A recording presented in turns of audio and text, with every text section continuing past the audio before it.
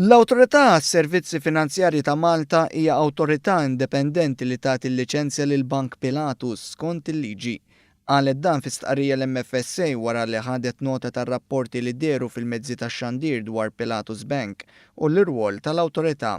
Kien spjegat kif l-awtorità tat liċenzja lil Pilatus Bank biex jaġixxi bħala istituzzjoni ta' kreditu skont it-termini tal-att dwar il-kummerċ bankarju fit-3 ta' Jannar 2014.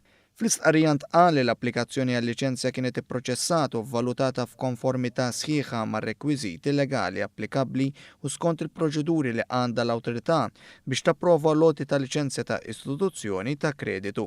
Saħansitra saħqet l-awtorità, Pilatus Bank huwa suġġett ta' regoli prudenzjali u supervizjoni kif ukoll proċeduri ta' supervizjoni kontinwa tal-MFSA li huma applikabbli għall istituzzjonijiet ta' kreditu.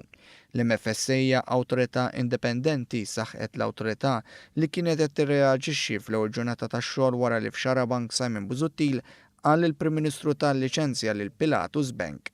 L-MFSA hija mmexxija mill-Professur John Bannister li nħatar fil-kariga mill-Prim Ministri Eddie Fenekadami, Lawrence Gonzi u Joseph Muscat.